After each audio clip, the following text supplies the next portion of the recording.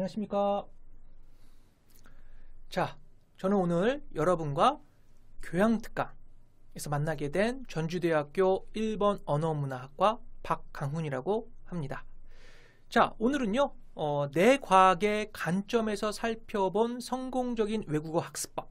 왜 나의 외국어는 늘지 않을까라는 제목을 갖고 여러분과 교양특강을 진행하게 되었습니다.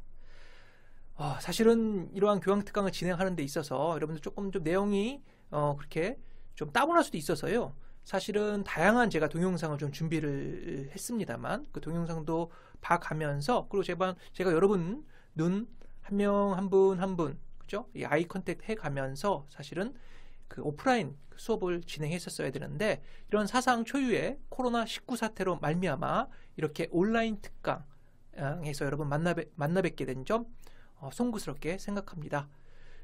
우리 코로나 사태가 좀 더 진정이 좀 되면 우리 오프라인에서 다시 건강한 얼굴로 뵙기를 고대하면서 자, 우리 교양특강 시작해 보도록 할까요?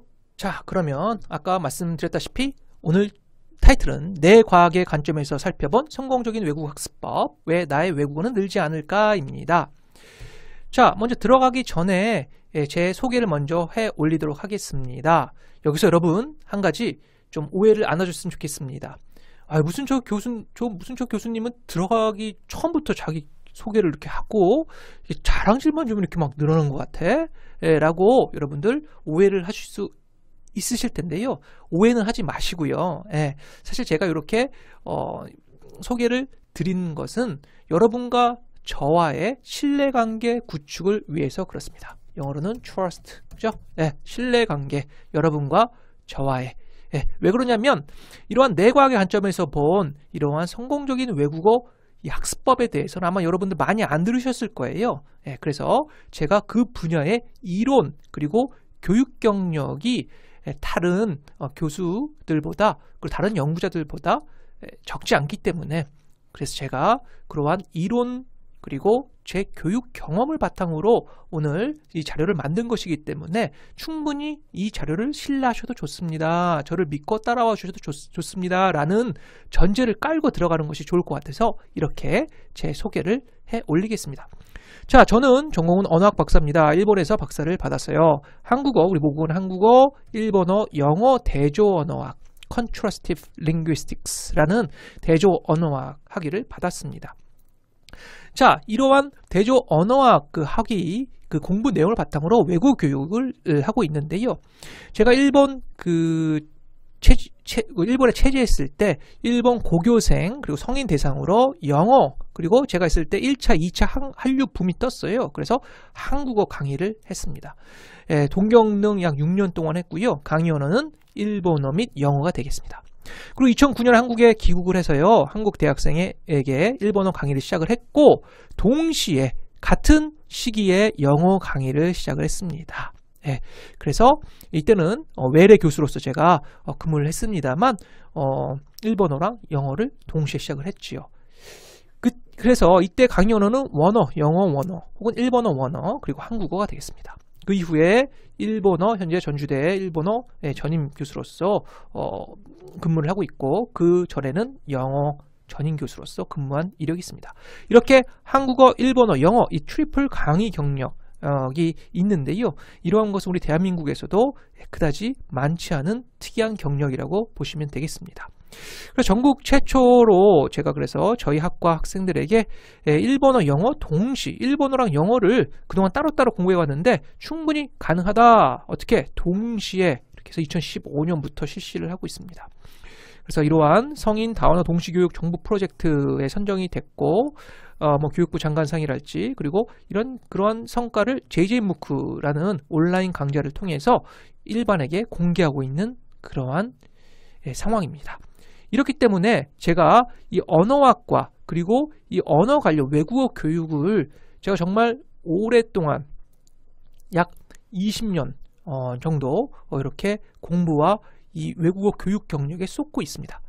그래서 그 내용을 바탕으로 오늘 내용을 만든 것입니다. 충분히 신뢰하셔도 좋으리라 생각이 듭니다. 자, 그럼 본격적으로 이제 들어가 보는데요. 아까 말씀드렸던 멀티링구얼 다언어 수업의 성과로 해갖고 제가 저희 학과 학생들, 전주대 일본 언어문화학과 학생들에게 영어랑 일본어를 동시에 가르치면서 해외 취업자 2자릿수를 기록하는 등 이런 것들이 이런 신문에 보도되기도 하고 했습니다. 자, 들어가기 전에 여러분들 한국 영어 교육의 현 주소에 대해서 잠깐 알아봅시다. 자, 여러분 영어 언제 처음 접하셨어요? 아마 대부분이 유치원 시절 아니실까요? 그죠? 예, 유치원부터. 그죠? 킨더가튼부터 시작을 하셨을 생각이 좀 듭니다. 자, 그래서 초등, 중고등, 그리고 대학 때까지 여러분 계속 영어를 하는데 어마어마합니다. 영어 교육. 자, 첫 번째 질문이에요. 영어 교육 관련 연간 지출액이 얼마일까요?가 첫 번째 질문이고요. 두 번째 질문, 영어 말하기 순위 2009년도 여러분들 토익 주관사가 ETS죠. ETS에서 공식 발표한 내용입니다만 이 두 개 다 그죠? 자, 어떻겠습니까? 여러분, 제가 이렇게 질문을 갖고 온 것은 놀랄만한 팩트이겠죠. 자, 지피지기면 100점 불태이다. 100점 백스입니다. 상대방과 나를 먼저 알아봅시다. 팩트체크. 자, 영어교육 관련 연간 지출액 1년간에 얼마입니까? 봤더니요 7조 원입니다. 자, 7조 원은요 제가 근무하고 있는 전라북도의 2017년도 1년 예산과 상응하는 어마어마한 금액이 되겠습니다. 전주, 익산, 그죠? 군산, 남원, 다 합친 이러한 1년 예산이 7조 원이죠. 전라북도. 그 예산과 영어 교육 관련 연간 지출액 7조 원. 맞먹습니다. 세계 지출액 1위입니다. 세계 1위예요. 지출액이. 연간 지출액이. 자, 영어 말하기 순위는 어떨까요? 네. 자, 비록 옛날 데이터이긴 합니다만 지금과 별반 크게 다르지 않을 생각이 듭니다. 몇 위일까요? 약 150여 개국 중에서 봤더니 121위. 엄청난 성적표죠? 연간 지출액은 세계 1위인데 말하기 순위는 하위권입니다. 어떻게 이러한 결과를 낳게 되었을까요? 무엇이 문제일까요? 지피지기면 100점 백승이라. 자, 뭔가가 잘못돼도 한참 잘못되었다는 것입니다. 자, 이것을 저는 고치기 위해서 여기저기 저희 학생들뿐만 아니라 시민특강 등을 다니면서 논문들을 통해서 우리 한국의 우리 영어 교육뿐만 아니라 외국어 교육이 잘못됐다고 지금 적극적으로 말하고 있는데 사실은 지금 우리의 현주소를 봐야 돼요. 일단은 이게 큽니다. 지금 1번 필기시험, 수능, 내신, 그리고 자격증, 토익, 그죠? 여기 또 나와 있습니다만 이런 필기시험에만 올인하고 있는 현실. 두 번째, 저희 전주대, 저희 일본 언어문화학과 친구들 같은 경우는 그렇습니다만 일단 국내 취업을 하려면 토익 점수가 있어야 돼요. 그래서 학기 중에는 일본어 공부를 열심히 하다가 방학 동안에는 도서관에서 공부를 합니다. 어떻게? 좋아하는 J-POP을 들으면서 조용한 도서관에서 토익을 공부를 하지요. 이것은 외국어 습득하는 데 있어서 정말 최악의 공부법이라는 것이 되겠습니다. 사실 그래서 이러한 사회 구조로 인해서 사실 이게 잘못되어 있는 외국어 습득 방식이라 이거죠. 자, 그래서 한국과 북유럽의 예를 잠깐 드리겠습니다. 그 중에서 핀란드의 예를 드릴게요. 자, 유럽인들 영어를 잘하는 걸로 여러분 알고 계시죠? 물론 게르만어라고 하는 독일어랑 영어는 상당히 정말 패밀리 어군처럼 비슷해요. 근데 여러분 핀란드 혹시 아십니까 여러분들? 인구는 500만 도 채 안 되는 500만 전후 500만 좀 넘을 겁니다. 550만 정도인가 뭐 그렇습니다. 아주 작은 나라예요. 근데 핀란드어는 사실은요. 핀란드어는 우리 한국은 보통 SVO가 아니라 SOV라고 하죠. 보통 어순이. 근데 핀란드어도 한국처럼 이런 어순이야. 특이하게 이 유럽어 중에서도 아주 특이한 구조를 갖고 있습니다. 동사가 뒤에 나와요. 예. 그럼 영어랑 다르잖아요, 어순이. 왜? 영어는 뭡니까, 보통? 우리 기본 어순은 이렇게 알고 있잖아요. 영어는. 그죠? 예, 영어는 이렇게 알고 있단 말이지. 근데 핀란드어, 그리고 코리안도 이렇게 돼 있단 말이에요. 예.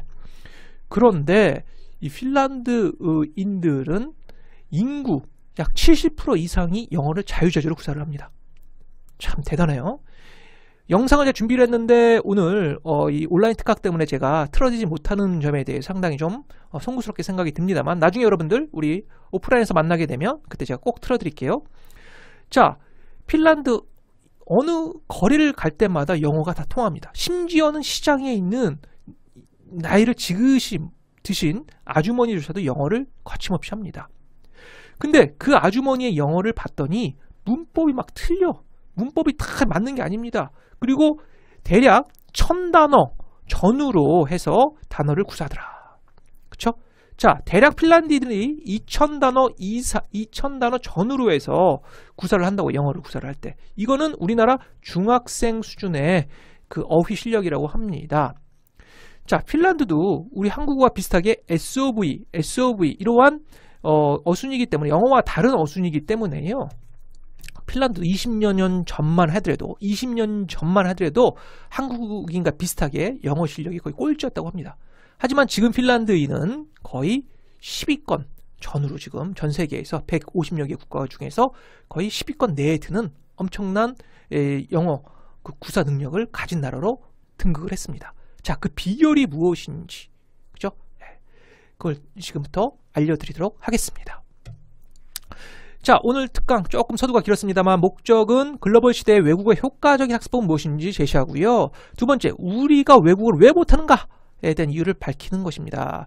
세 번째, 중요한 것인데요. 내과학 등의 이제 4차 산업혁명 등을 통해서 우리 fMRI라고 있습니다. fMRI가 있어요. fMRI 등의 이런 기자재 등을 통해 갖고 이제 우리 인간들이 외국어 습득할 때 뇌의 구조를 밝히기 시작했습니다. 이러한 선행연구 등을 바탕으로 해서 이 첫 번째랑 두 번째 내용을 밝히는 것이 되겠습니다. 자, 목차는 크게 1부랑 2부가 있습니다. 1부는 인간의 언어 습득 과정, 2부는 성인의 효과적인 외국어 학습법. 자, 개론을 통해서 제가 실질적으로 여러분들 연습을 할 수 있는 총 7가지 내용을 다음과 같이 제시를 하도록 하겠습니다. 자, 이 제시를 실적인 것을 제시하기 전에 대략 우리 개론 과정 들어가도록 하죠. 인간의 언어 습득 과정이 되겠습니다. 자, 개론을 먼저 간단하게 보고 나서 그리고 실천 방법 제가 제시하도록 하겠습니다. 첫 번째입니다. 인간 언어 형성기 총 2단계라고 하죠. 언어 형성기란 하나의 언어 및 문화가 형성되는 과정이 있는 기간이에요. 약 2세에서 15세라고 하죠. 이 언어 형성기 외국어 교육이 실시되어야 효과적이라고 합니다. 이 시기를 지나면 효율성이 떨어진다고 하죠. 언어 형성기 2단계 전반기랑 후반기가 있는데 자, 10세 이전과 그 이후 대략 이것은 이제 그 선행 연구에 따라 다르긴 합니다만 일반적인 부분이 대략 이렇습니다. 자, 그러면 그림 1입니다. 연령과 제1 언어, 문화의 습득을 봤더니 언어 형성기 전반기에는 자, 한 10세 전후로 해갖고 모문화, 말하기, 읽기와 쓰기 기초가 있고요. 자, 그 언어 형성기 후반기에는 독해 능력, 작문 능력, 추상적 개념과 추상적 어휘를 습득하는 단계, 이렇게 총 2단계로 나누고 있지요. 언어 형성기 전반부는 0세에서 2세는 엄마 품에 있는 시기, 2세에서 4세는 혼자 노는 시기, 그리고 4세, 6세는 또래와 노는 시기, 6세에서 8세는 초등학교 전반기, 그리고 2세에서 8세는 말하기 형성기입니다. 이 시기에 부모가 가정에서 아이와 어떻게 대화하느냐에 따라 학령기 이후 아이의 학업 성적에 크게 영향을 미친다는 선행연구의 보고가 있지요. 자, 다음은 내과학으로 살펴보는 유아의 언어 형성기를 보시면, 자, 유아는 처음에 듣지요. 소리를 들으면 대뇌 청각 피지를 통해서 베르니케 영역과 브로카 영역, 그리고 운동 피지를 통해서 듣고 본인이 말로 직접 표현하게 됩니다. 자, 베르니케 영역, 이 베르니케 영역이라는 것은 바로 이 부분이 있죠. 말의 의미를 이해하는 영역이고요. 브로카 영역은 바로 들은 것은 말로 표현하는 영역이 되겠습니다. 그래서 듣고, 엄마가 질문하면 듣고 말하는 이러한 언어 형성기 과정을 보이고 있지요. 자, 다음은 유아기와 성인의 외국어 습득 과정이 상이하다는 겁니다. 이게 되게 중요한 부분이에요. 자, 유아기는 언어 형성기 전반부, 성인기는 언어 형성기 후반부랑 비슷하다. 고로 성인의 외국어 습득 방법도 상이해야 된다는 것인데 이게 무엇이냐는 것을 지금부터 좀 자세하게 보겠습니다. 뇌과학으로 알아보는 유아랑 성인, 유아도 있고요. 아동이라고 보시면 되겠습니다. 그죠? 예. 자, 성인의 외국어 습득. 아동들은 스펀지처럼 팍팍 빨아들이잖아요. 외국어 할 때. 근데 성인들은 안 그렇죠. 왜 그럴까? 여러분과 저 똑같이 성인입니다. 자, 고등학생 이상도 보통 성인으로, 물론 미성년자이지만 외국어 습득하는 데 있어서는 보통 우리가 성인으로 고등학생부터 봅니다. 자, 인간의 뇌가 기억하는 두 유형부터 보겠습니다. 첫 번째, 서술적 기억. declarative memory라고 하죠. 어떤 사건, 사실, 사람, 장소, 과거에 일어난 일에 대한 의식적인 기억인데요. 이 암기가 대표적인 것이라고 보시면 되겠습니다. 암기, 그죠? 독서, 약속 시간을 의식적으로 기억하고 뇌의 바깥 부분에 저장이 되지요. 자, 첫 번째 서술적 기억 잘 알아두세요. 자, 두 번째 비서술적 혹은 절차 기억이라고 하는 non-declarative memory가 되겠습니다. 어떤 기술, 습관, 감정적 학습 등의 무의식적인 기억인데 바로 운동기억, 악기 연주 등 몸으로 배우는 기억, 몸이 기억하는 겁니다. 뇌 안쪽 부분, 기저핵, 손의 전두엽에 저장이 되어 있습니다.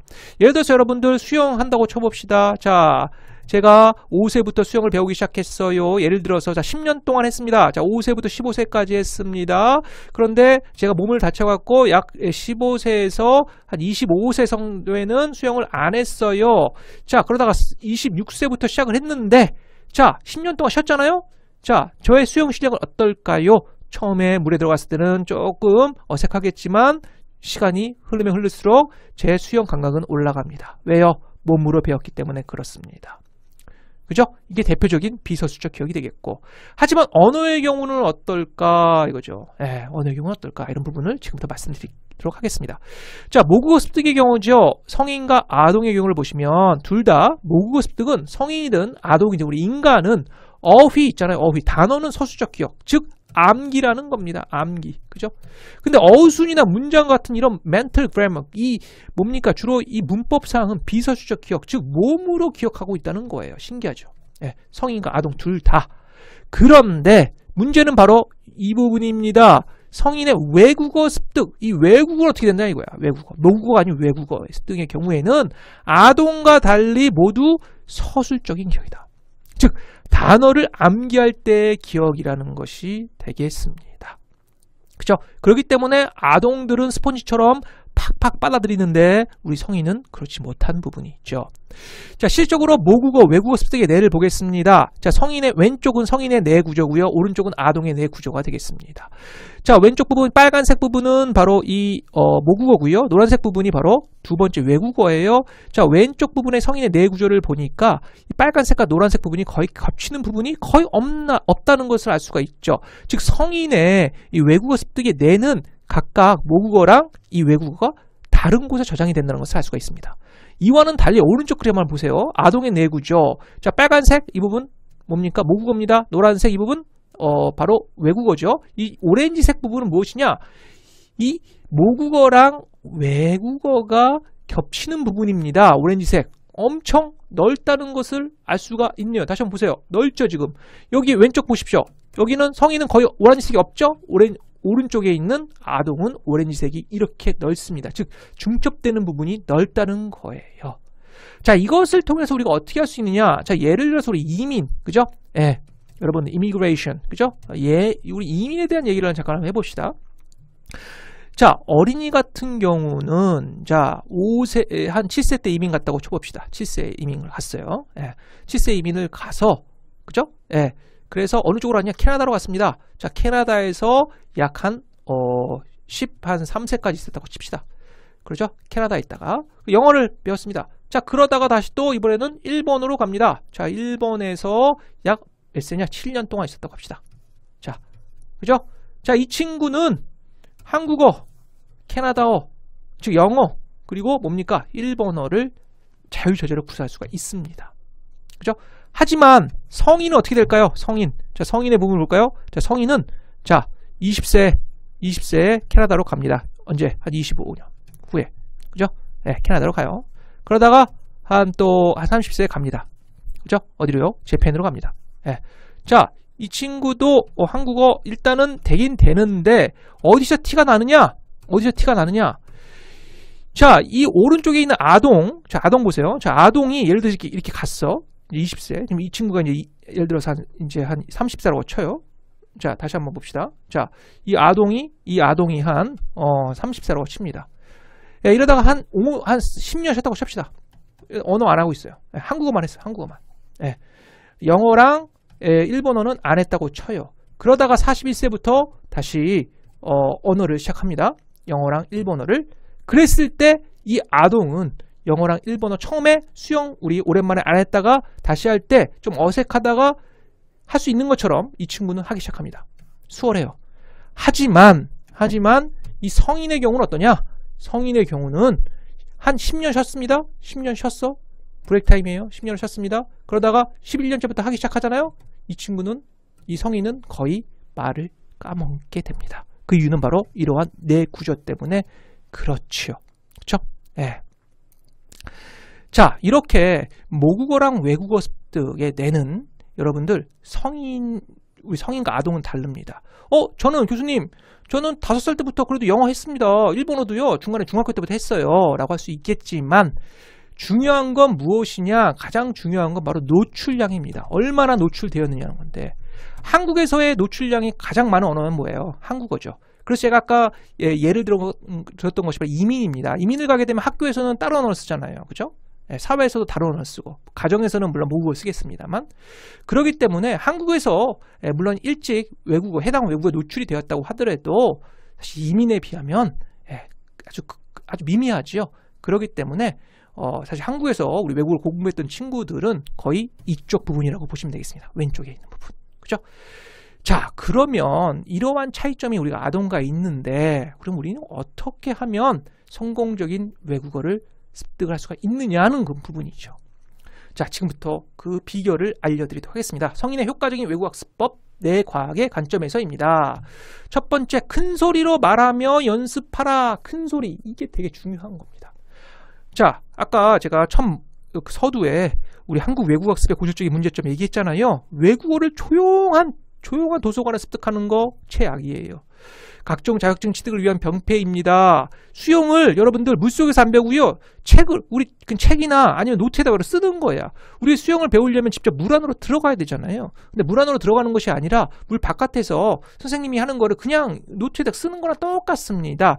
반드시 큰 소리로 말하며 연습을 할 필요가 있습니다. 그 이유는 제가 지금부터 말씀을 드릴게요. 자, 두 번째, 끊임없이 반복하며 연습하라. 반복이라는 키워드입니다. 두 번째. 자, 뇌과학으로 보는 말하기의 중요성인데요. 우리 뇌가 정말 신비해요.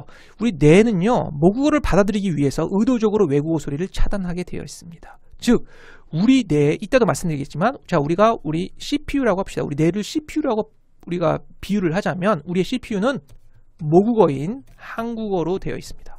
한국어로 되어 있어요. 예. 그렇기 때문에 한국어에 없는 발음이 막 들어온다? 그러면 우리 뇌가 신비하게도 나의 이성과는 관계없이 다 차단을 시킵니다.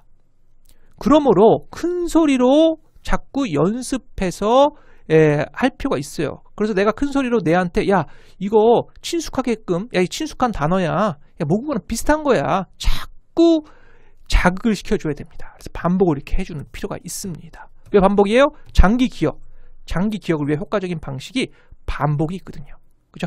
그렇기 때문에 큰 소리, 반복 이 두 가지 키워드 잊지 마시고요. 세 번째, 자신이 관심 있는 내용으로 연습하라 입니다. 첫 번째, 내가 알고 있는 쉬운 단어로 구사하자. 아까 말씀드렸던 시장 아주머니의 영어 약 1800단어였었고요. 그죠? 보통 2000단어 정도면 충분하게 우리 중학교 수준의 영어로 핀란드인들이 거의 구사를 한다고 합니다. 쉬운 단어로 구사를 할 필요가 있겠고요.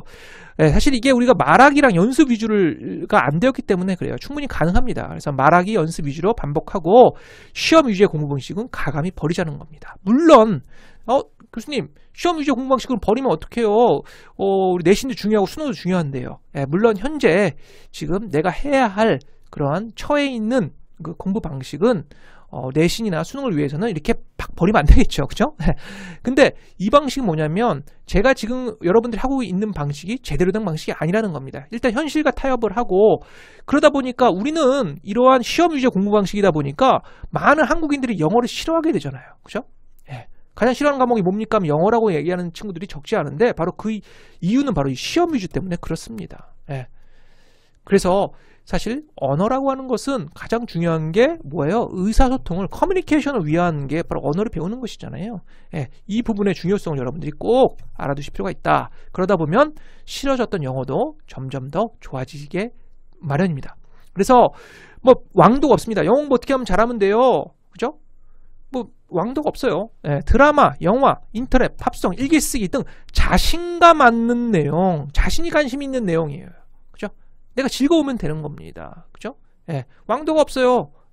그죠? 그렇기 때문에 여러분들 이러한 내용으로 연습하면 점점 영어가 혹은 일본어, 중국어 등 외국어가 좋아지리라 생각이 듭니다.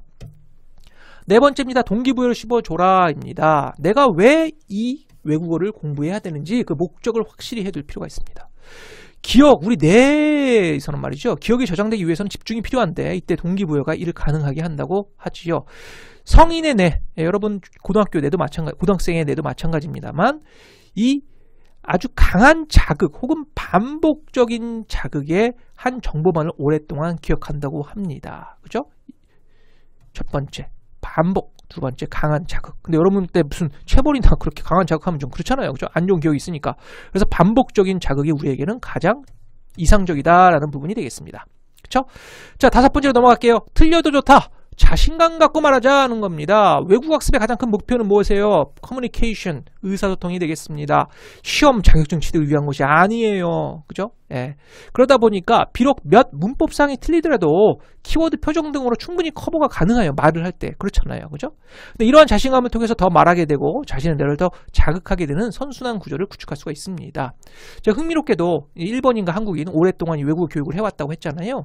그런데 재밌는 현상이 뭐냐면요. 회화 수업을 하잖아요. 1대1도 이렇게 하다 보면은 아주 상대방이 일본인이든 한국인이든 잘합니다. 틀려도 막 자신있게 잘해요.